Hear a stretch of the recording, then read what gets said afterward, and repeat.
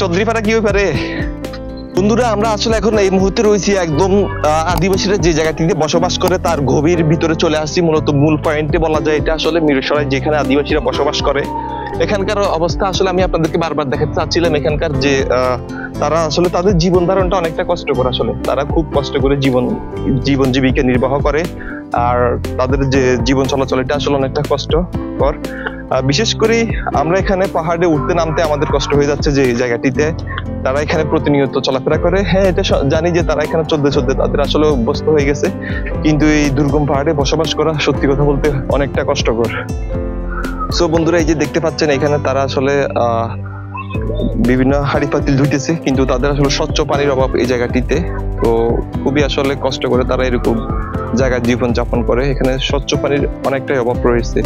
এখানে ঘরের সংস্কারের কাজ চলতেছে। আসলে আমি যদি আপনাদেরকে একটু দেখানো চাই, দিদি চৌধুরীপাড়া কি ব্যাপারে? চৌধুরীপাড়া হ্যাঁ এপারে না।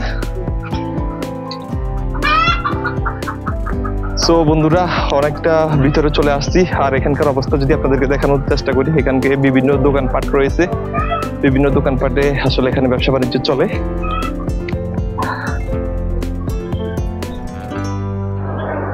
একটি ঘোড়া দেখতে পাচ্ছি এই জায়গাটিতে, আর এখানে খেলাধুলা করতেছে। ঘোড়াটি ঘাস খাচ্ছে। এটা ঘোড়া কি খচ্চর আপনারা কমেন্ট করে জানাবেন।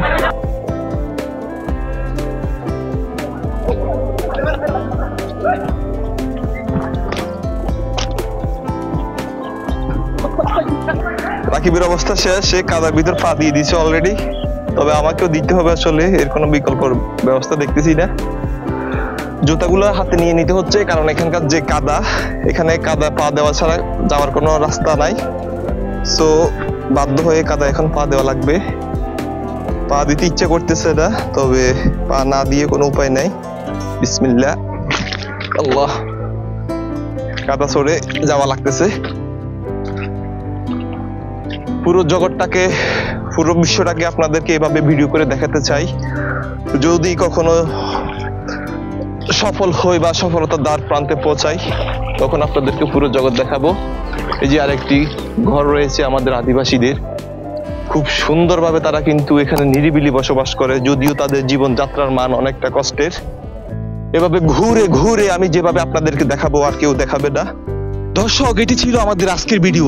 আমি আপনাদের কাছে একটি মেসেজ দিতে চাই। বর্তমানে খাগড়াছড়ি, রাঙামাটি এবং ওইদিকের পার্বত্য চট্টগ্রামে আদিবাসীদেরকে নিয়ে বিভিন্ন জায়গায় বিভিন্ন টল হচ্ছে, আর এই টলের হয়তো বিভিন্ন কারণও আছে। তবে আমি এখানে কোনো তর্ক বিতর্ক চাই না, কোনো বিভেদ চাই না। আমরা চাই বাঙালি আদিবাসী আমরা যারা বসবাস করি এই 1,47,570 বর্গ মাইল এলাকায়, আমরা চাই সবাই যাতে সুন্দরভাবে মিলেমিশে বসবাস করতে পারি। পাহাড়ে যেসব আদিবাসীরা রয়েছে আমরা জানি তারা খুব কষ্টে, তারা খুব অত্যন্ত কষ্টে তারা জীবন যাপন করে। আমরা চাই তারা যাতে তাদের কষ্টগুলো লাঘব হয় এরকম কিছু সরকার ব্যবস্থা করা। বিশেষ করে সুপ্রিয় পানি, আমি এর আগেও প্রায় 1 বছর আগে একটা ভিডিও করেছি। ভিডিওটাতে হয়তো তেমন ভিউজ হয় নাই, তবে আমি সেখানে বলেছিলাম যে তারা এখানে বিশুদ্ধ পানি পায় না। যেখানে আমরা খুব যারা আমরা সমতলে বসবাস করি, আমরা খুব সুন্দরভাবে স্বাচ্ছন্দ্যভাবে আমরা কিন্তু ওখানে পানি পাই, আমরা পানি পান করি সেই জায়গাটিতে।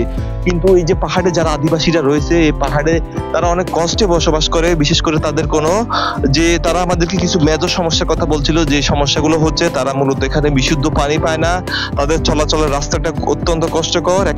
যদি একটা ডেলিভারি রোগী, একটা বাচ্চা প্রসব করবে এরকম একটা রোগীকে যদি হাসপাতালে যাওয়া লাগে, তার অত্যন্ত কষ্টকর। শুধু কষ্ট না, এই কষ্টটা আসলে মুখ দিয়ে ব্যাখ্যা করা বা প্রকাশ করার মতো না, কারণ এখানে কোনো অ্যাম্বুলেন্স আসছে না, কোনো গাড়ি আসে না, আসার মতো কোনো আসলে অবস্থায় নাই।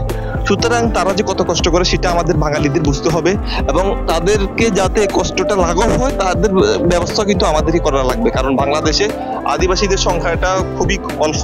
তো আমরা যারা বাঙালি আছি আমাদেরকে তাদের দিকে লক্ষ্য রাখা উচিত। তো আসলে এটি ছিল আজকের ভিডিও বেশি লং করবো না। যারা আমার চ্যানেলটি নতুন দেখছেন, এরকম তথ্য দিব, বিভিন্ন ভিডিও নিয়ে বিভিন্ন তথ্য নিয়ে আপনাদের সামনে উপস্থিত হবো। যারা চ্যানেলটি নতুন দেখতেছেন অবশ্যই চ্যানেলটি সাবস্ক্রাইব করবেন, এবং এরকম ভিডিও পাওয়ার জন্য এরকম ভিডিও আপনারা ভবিষ্যতে চান কিনা অবশ্যই কমেন্ট করে জানাবেন। তো এটা ছিল আজকের ভিডিও। সবাই ভালো থাকবেন, সুস্থ থাকবেন, নিরাপদে পথ চলবেন।